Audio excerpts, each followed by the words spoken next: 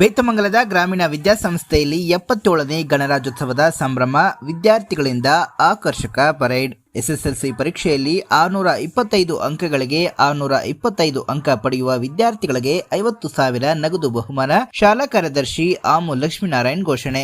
ಬೇತಮಂಗಲದ ಗ್ರಾಮೀಣ ವಿದ್ಯಾಸಂಸ್ಥೆಯಲ್ಲಿ 77ನೇ ಗಣರಾಜ್ಯೋತ್ಸವ ದಿನಾಚರಣೆಯನ್ನ ಸಂಭ್ರಮದಿಂದ ಆಚರಣೆ ಮಾಡಲಾಯಿತು. ಸಂವಿಧಾನ ಶಿಲ್ಪಿ ಡಾಕ್ಟರ್ ಬಿಆರ್ ಅಂಬೇಡ್ಕರ್, ಭಾರತಾಂಬೆ ಮತ್ತು ಸರ್ದಾರ್ ವಲ್ಲಭಾಯಿ ಪಟೇಲ್ ರವರ ಭಾವಚಿತ್ರಗಳಿಗೆ ಪೂಜೆ ಸಲ್ಲಿಸಿ ಧ್ವಜಾರೋಹಣವನ್ನ ಶಾಲಾ ಕಾರ್ಯದರ್ಶಿ ಆಮು ಲಕ್ಷ್ಮೀನಾರಾಯಣ್ ರವರು ನೆರವೇರಿಸಿದರು. ಈ ವೇಳೆ ಶಾಲಾ ವಿದ್ಯಾರ್ಥಿಗಳಿಂದ ಹಮ್ಮಿಕೊಂಡಿದ್ದ ಪರೇಡ್ ಎಲ್ಲರ ಗಮನ ಸೆಳೆಯಿತು. ಈ ವೇಳೆ ಮಾತನಾಡಿದ ಶಾಲಾ ಕಾರ್ಯದರ್ಶಿ ಆಮು ಲಕ್ಷ್ಮೀನಾರಾಯಣ್, ಗ್ರಾಮೀಣ ಭಾಗದ ವಿದ್ಯಾರ್ಥಿಗಳ ಶಿಕ್ಷಣಕ್ಕೆ ಉತ್ತೇಜನ ನೀಡುವ ನಿಟ್ಟಿನಲ್ಲಿ ಮುಂದಿನ ಎಸ್ಎಸ್ಎಲ್ಸಿ ಪರೀಕ್ಷೆಯಲ್ಲಿ 625 ಅಂಕಗಳಿಗೆ 625 ಅಂಕ ಪಡೆಯುವ ಪ್ರತಿಯೊಬ್ಬ ವಿದ್ಯಾರ್ಥಿಗಳಿಗೂ 50,000 ನಗದು ಬಹುಮಾನ ನೀಡುವುದಾಗಿ ಘೋಷಿಸಿದರು. ಜೊತೆಗೆ ವಿಷಯವಾರು 100ಕ್ಕೆ 100 ಅಂಕ ಪಡೆಯುವ ವಿದ್ಯಾರ್ಥಿಗಳಿಗೂ ಕೂಡ ನಗದು ಬಹುಮಾನ ನೀಡಲಾಗುವುದು. ಈ ಸುವರ್ಣಾವಕಾಶವನ್ನ ಗ್ರಾಮೀಣ ವಿದ್ಯಾಸಂಸ್ಥೆಯ ವಿದ್ಯಾರ್ಥಿಗಳು ಸದ್ಬಳಕೆ ಮಾಡಿಕೊಳ್ಳುವಂತೆ ಕರೆ ನೀಡಿದರು. ಈ ಸಂದರ್ಭದಲ್ಲಿ ಕೋಶಾಧಿಕಾರಿ ಪ್ರಭಾಕರ್, ಗ್ರಾಮೀಣ ಪಿಯು ಕಾಲೇಜಿನ ಪ್ರಾಂಶುಪಾಲರು ಮಲ್ಲಿಕಾರ್ಜುನ್, ಮುಖ್ಯ ಶಿಕ್ಷಕ ಗಂಗುಲಪ್ಪ ಸೇರಿದಂತೆ ಸಹ ಶಿಕ್ಷಕರು, ವಿದ್ಯಾರ್ಥಿಗಳು ಇದ್ದರು.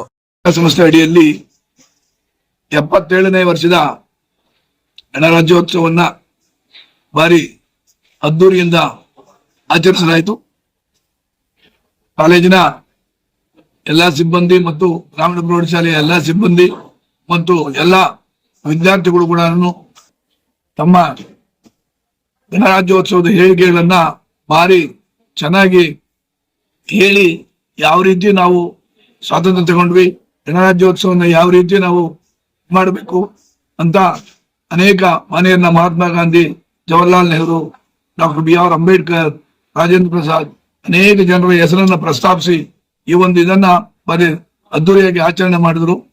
77ರ ಗಣರಾಜ್ಯೋತ್ಸವ ಅಂಗವಾಗಿ ಗ್ರಾಮೀಣ ವಿದ್ಯಾಸಂಸ್ಥೆ ವತಿಯಿಂದ ಈ ವರ್ಷ ಯಾರಾದ್ರೂ SSLCಯಲ್ಲಿ 625ಕ್ಕೆ 625 ಅಂಕಗಳನ್ನ ಗಳಿಸತಕ್ಕಂತ ಎಷ್ಟು ಜನ ವಿದ್ಯಾರ್ಥಿಗಳಾದ್ರೂ ಕೂಡ ಪರವಾಗಿಲ್ಲ, ಅವರಿಗೆ 50,000 ರೂಪಾಯಿಗಳನ್ನ ಗ್ರಾಮೀಣ ವಿದ್ಯಾಸಂಸ್ಥೆ ವತಿಯಿಂದ ಉಚಿತವಾಗಿ ಕೊಟ್ಟು